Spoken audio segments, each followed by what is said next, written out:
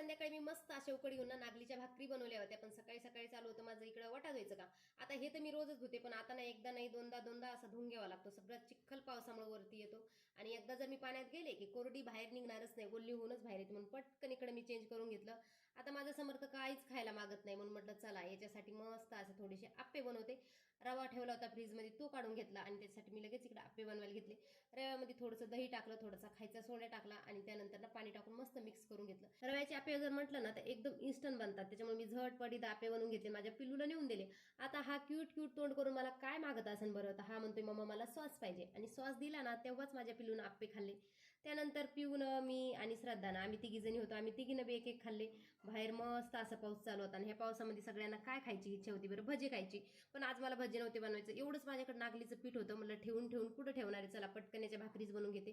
कढई ठेवली, कढईमध्ये पाणी टाकलं, थोडंसं गरम झाल्याच्या नंतर जे नागलीचं पीठ आहे का ते सगळं टाकून दिलं. आता हे कोरडं दिसत असेल, पण एवढंच पाणी याला भरपूर होऊन जातं. हे मी नंतर ना ताटात काढून ठेवलं आणि आता गरम गरम असल्यामुळे हात तर काही टाकू शकत नाही, म्हणून इथं चमच्यानं मस्त याला मिक्स करून याचा छान डो बनवून घेतला आणि त्यानंतर मस्त अशा भाकरी बनवून घेतल्या. आता ह्या भाकरी लाटून जरी बनवल्या ना तरी वरच्या साईडला पाणी लागा लागतं याला. तर इकडं मस्त माझी भाकर छान फुगली होती आणि बाकीची दुसरी मी लाटून घेतली. लाटून मी दाखवते, एकदम इझी बनतात. श्रद्धा समर्थ पाठीमागच्या ताईकडे गेले होते आणि त्या श्रद्धानं एवढा सारा भाजीपाला आणला, त्या ताईनं वाणुळा दिला होता मला. त्याच्यामध्ये होते वांगे, काकड्या, त्यानंतर भेंड्या आणि त्याच्यात मेन गोष्ट होती ती म्हणजे कॅडबरी. कॅडबरीसाठीच माझं पिल्लू उभा राहिलं होतं. भाकर माझी इथं टम फुगली. आता ही कडक जरी वाटत असं ना नंतर अशी सॉफ्ट होते आणि खायला एकदम छान लागते. त्यासोबत मी बनवलं होतं मस्त अशी भेंडीची भाजी. पहिलं ताट श्रद्धाला लावून दिलं आणि दुसरं ताट मी माझ्यासाठी घेतलं. चला तर बाय सर्वांना, श्री स्वामी समर्थ.